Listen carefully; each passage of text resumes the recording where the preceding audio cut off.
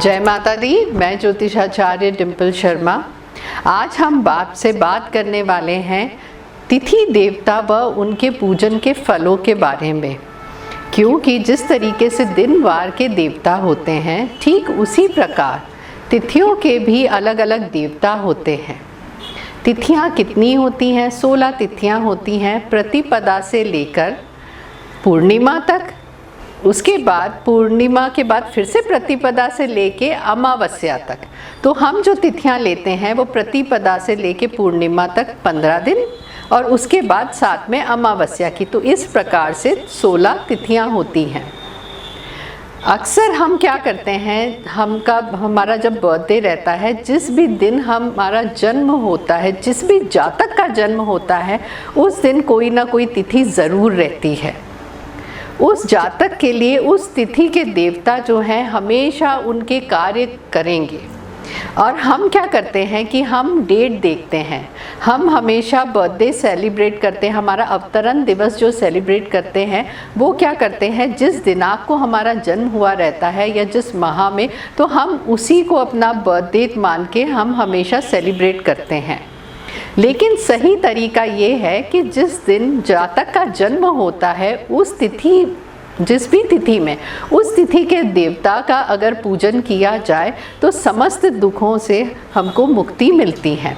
तो बर्थडे आप डेट को सेलिब्रेट करें, इसमें कोई बुराई नहीं है, लेकिन साथ में तिथि का ध्यान रखें और तिथि के देवता का उस दिन अगर आप पूजन करते हैं तो उनकी आपको विशेष कृपा प्राप्त होगी। जैसे कि हर तिथि के एक देवता है, उनका आपको आराधना पूजन करना है। पूजन का मतलब ये नहीं है कि हम आपको बोल रहे हैं कि बहुत हवन पूजन करिए, खूब एक विशेष पूजा की जाए।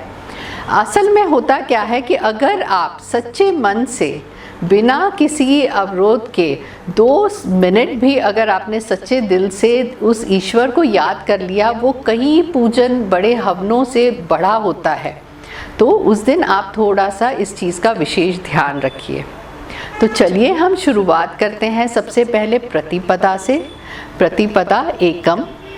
प्रतिपदा एकम के जो देवता है वह अग्निदेव हैं।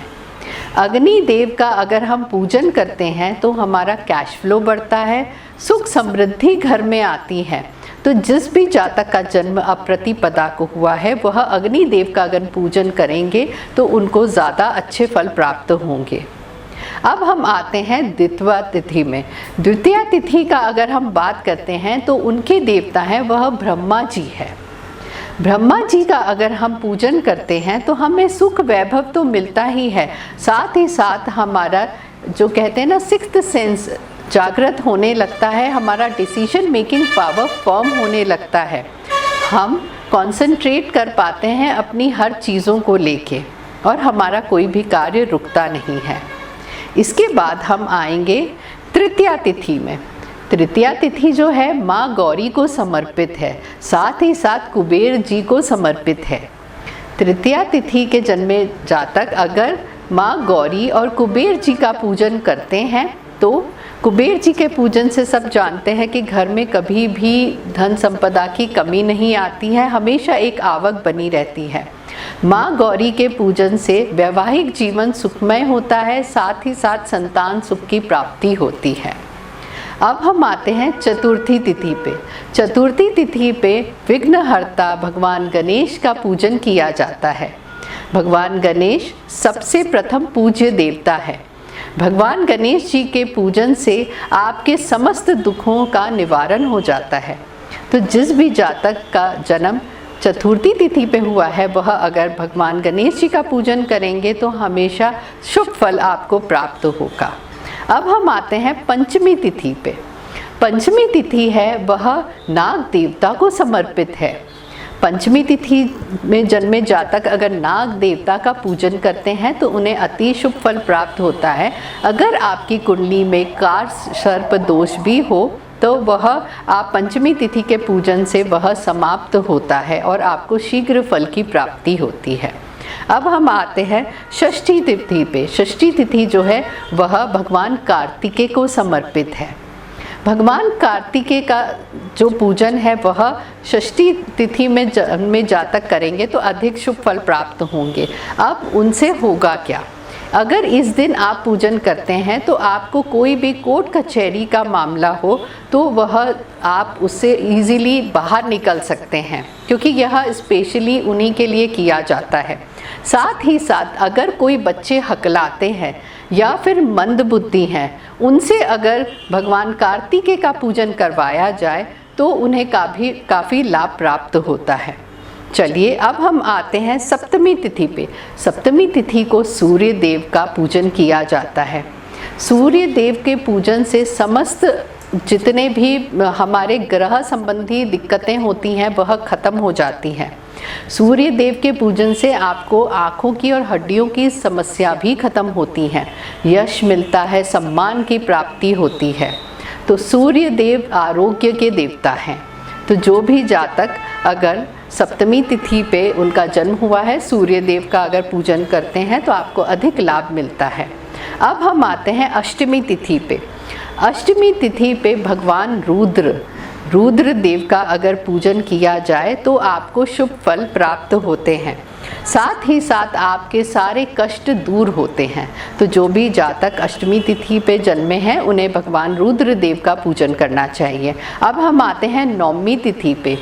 नवमी तिथि जो है वह माँ दुर्गा को समर्पित है।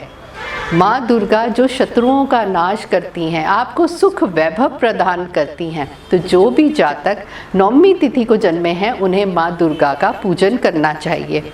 अब हम आते हैं दसवीं तिथि पे। दसवीं तिथि जो है वह यमराज जी को समर्पित है। जो भी जातक दसवीं तिथि के दिन जन्मे हैं उन्हें यमराज जी का पूजन करना चाहिए। इससे अकाल मृत्यु का भय नहीं रहता है और अनाकारण जो भी आपको दिक्कतें आती हैं, कई बार एक्सीडेंट्स हो जाते हैं, घर से निकलते हैं हमें पता ही नहीं होता है कि कौन सी चीज़ें होने वाली हैं। तो अगर इन एक्सीडेंट से आप बचना चाहते हैं, अकाल मृत्यु से बचना चाहते हैं और स्वास्थ्य अपना ठीक रखना चाहते हैं तो दसवीं तिथि के जातक यमराज जी की पूजन ज़रूर करिएगा। अब हम आते हैं एकादशी पे। एकादशी तिथि पे क्या होता है? यह विश्व देवता को समर्पित है। विश्व देवता का अगर आप पूजन करते हैं आपको सुख, सौभाग्य और सब प्रकार के कहते हैं ना कि प्रैक्टिकल उसमें अगर देखा जाए तो हम क्या चाहते हैं कि हमको सुख, वैभव, मकान, गाड़ी, बंगला आजकल सबकी ख्वाहिश होती है।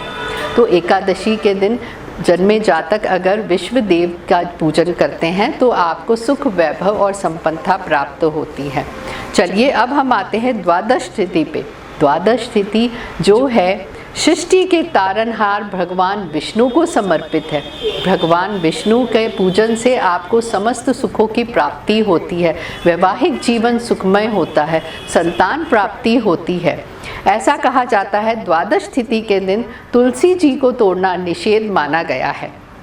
तो जो भी जातक द्वादश तिथि के दिन जन्मे हैं उन्हें भगवान विष्णु का पूजन करना चाहिए। अब हम आते हैं त्रयोदशी पर। त्रयोदशी जो है वह कामदेव पर समर्पित है। अब इनका अगर हम पूजन करते हैं तो आपको सौंदर्य की प्राप्ति होती है और सबसे बड़ी बात आपका वैवाहिक जीवन सुखमय रहेगा। तो जो भी जातक त्रयोदशी के दिन जन्मे हैं उन्हें भगवान कामदेव का पूजन करना चाहिए। चलिए अब हम आते हैं चतुर्दशी पर। चतुर्दशी जो है भगवान शिव को समर्पित है। भगवान शिव के पूजन से आपके समस्त पापों का नाश होता है, आपकी समस्त मनोकामना पूर्ण होती है। यहाँ तक कि अगर आप संतान चाहते हैं तो संतान सुख की प्राप्ति होगी। जो अविवाहित है अगर वो भगवान शिव का पूजन करते हैं तो शीघ्र ही उनके विवाह के योग खुल जाते हैं। तो जो भी जातक चतुर्दशी के दिन जन्मे हैं उन्हें भगवान शिव का पूजन करना चाहिए। अब हम बात करते हैं पूर्णिमा पे। पूर्णिमा तिथि जो है वह चंद्र देव को समर्पित है। तो अगर चंद्र देव का आप पूजन करते हैं तो आप मानसिक संतुलित रहते हैं, भावनात्मक तौर से आप विचलित नहीं होते हैं, सुख सौभाग्य आपको प्राप्त होता है। कई बार दिक्कतें हो जाती हैं, नहीं हम मकान चाह कर भी नहीं बना पाते हैं, या ज़मीन जायदाद संबंधी चीज़ें होती हैं, चाह कर भी हमारी इच्छा रहती कि हमारा खुद का घर हो लेकिन नहीं खरीद पाते। कई बार हमारे जो भी प्रॉब्लम्स रही हो।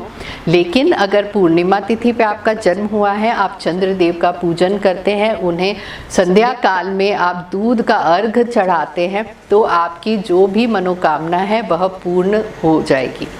अब हम बात करते हैं अमावस्या तिथि की। अमावस्या तिथि हमारे पितरों को समर्पित है। पितरों को अगर हम खुश रखते हैं तो हमारा वंश आगे बढ़ता है, संतान सुख की प्राप्ति होती है।